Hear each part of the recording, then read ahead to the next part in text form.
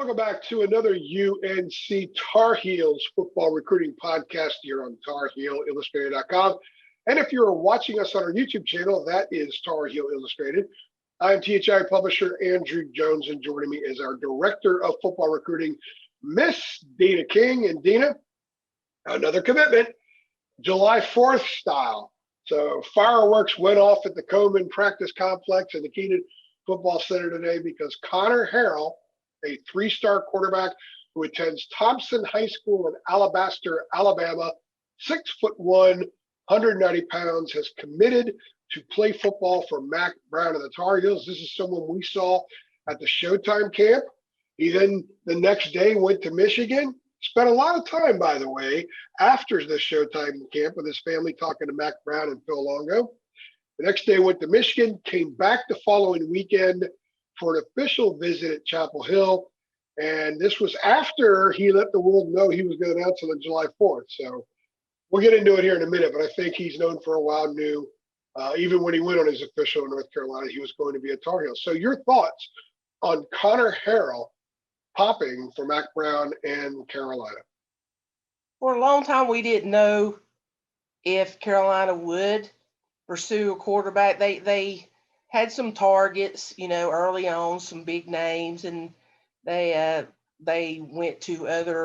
committed to other schools and had Braden Locke, who went to Mississippi State, Cade Klubnik, who committed to Clemson. So, like every coach, coaches are kind of scared about the quarterback position. You kind of want to have a quarterback in each class just in case because of attrition. And now with this transfer portal, you know how it's going. If somebody doesn't see their playing time increasing or has an issue, they got an easy out. So the staff decided to pursue Conner Harrell.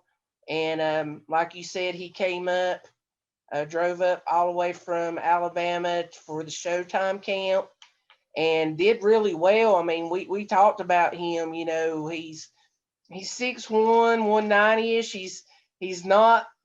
He's a dual threat. So he looks like a dual threat, but he's got a cannon as an arm, make all the throws, and had a really good camp. So big pickup.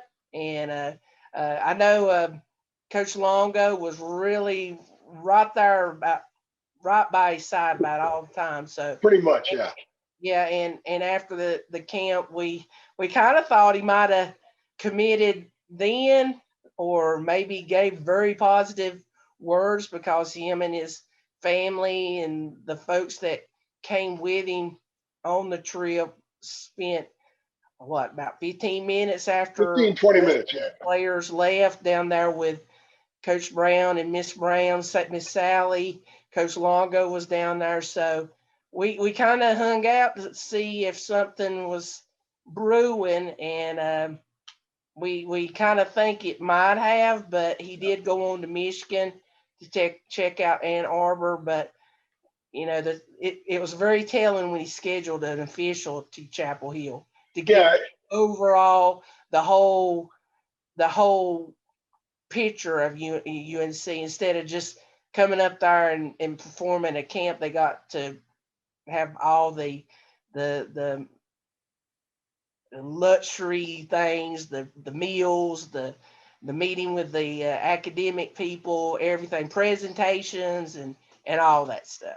Yeah, one of the things that we've learned in talking to so many kids that Mack Brown has recruited here in his second time in North Carolina is that they want kids to be sure. They don't want flips.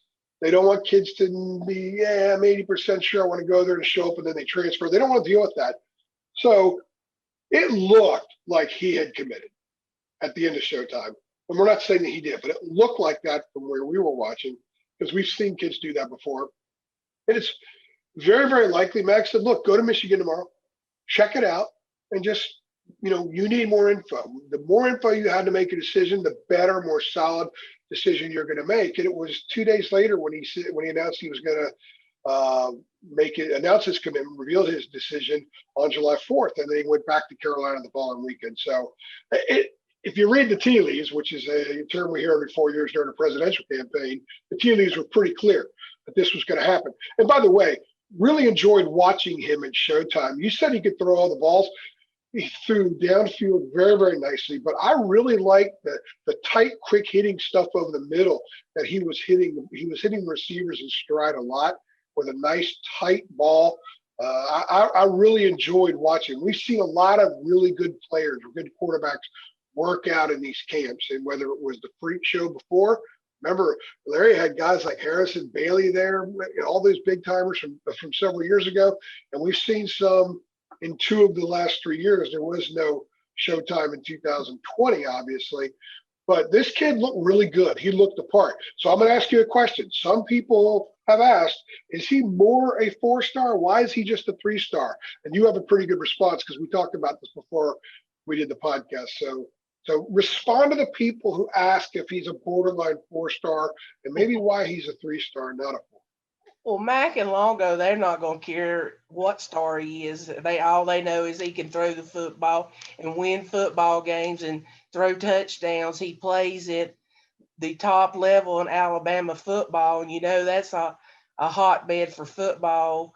Won a state championship. I mean, the biggest number that impresses me is he threw 42 touchdown passes last year and 3 interceptions.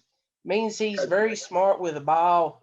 And that's one key thing in Coach Longo's offense. You got to read who's open and don't force anything. And so that shows me that he is a very accurate passer and just takes care of the football and don't put his ball in a place where it can be intercepted.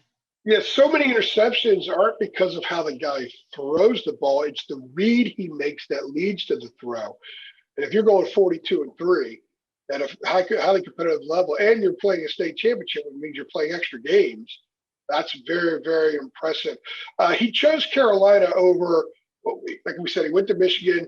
Northwestern was very much in the picture for a while. The Auburn offered Tennessee, TCU, Arizona State, Virginia Tech. Was this a Carolina, Michigan, Northwestern battle in the end? I know that Arizona State was there, but with the investigation going on there, it appears the Sun Devils dropped off because of that reason or maybe something else. But did this come down to Northwestern, Carolina, Michigan? I think it did come down to those 3 schools with what's going on at Arizona State. I just don't think he wanted to go in that situation. And him being in Alabama, going north to Michigan and Northwestern up towards Chicago, Chapel Hill looks a little bit. I mean, it's not the same climate down in Alabama, but is a little bit closer than what's going to be up north. So that may have played a factor too. And plus it's a whole lot closer to Chapel Hill from, Alabama than it is to Northwestern and Michigan. He won't have any trouble finding sweet tea in Chapel Hill. So, and I'm not a sweet tea drinker, but I always hear people from the South, they complain when they go up north because they can't get sweet tea. So if he's a sweet tea drinker, then he'll have no problem getting as much of it that he wants in Chapel Hill. And if Brian Hessen, the nutritionist staff, will actually let him drink sweet tea. So anything else on Conner Harrell? Just, he's a good pickup and he's going to make it interesting. I think he's got a legitimate shot at doing well. Staff likes him. It's interesting to see what happens in the quarterback room because we know they have a very good quarterback room with, Sam will be going on to the next level. And then you have Drake, May, you have Jacoby Criswell, and you got Jefferson Boaz in there. So it's going to be some. And to clarify what you just said, some people watching may not always be on our site on TarHeelIllustrated.com or check out everything Mac has to say. Mac has said publicly they expect Sam to move on. So it's not like we're unearthing something that has been secret up to this point. The full expectation is that Sam moves on. And like you said, there might kids in the quarterbacks transfer. They've been transferring long before the portal exploded. Now they can go anytime. And so we don't know what's going to happen. But they like to have 4 quarterbacks in scholarship, certainly 3. So if Sam moves on and then somebody else moves on, they would need a 3rd quarterback. So this is insurance, but this is also a guy that they believe that at some point down the road can be a very, very functional quarterback at this level. Otherwise, they wouldn't be bringing him in, especially when you consider the fact that Michigan was hot after him as well. And I know people don't like Harbaugh, but he knows a thing or two about quarterbacks. Well, being a former quarterback, he should. Yeah. So, but yeah, just we saw a pattern in the targets that quarterbacks Carolina offered. I mean, all of them, Klubnik, Braden Locke, they all were around that 6'1", 190 range. So they didn't really go after a bigger quarterback like a Drake May who's 6'4". In 2023 class, you got a Tad Hudson's at 6'4", a bigger quarterback. They went after a mobile dual threat quarterback. That has a great arm. Some people that are close to Drake are now saying he's 6'5". So we'll know when we get a chance to see him in practice in August. Conner Harrell is the latest prospect in the class 22 to commit to play at North Carolina. He's a 3-star quarterback from Alabaster, Alabama. She's Deana King. I'm Andrew Jones. Thanks for stopping by.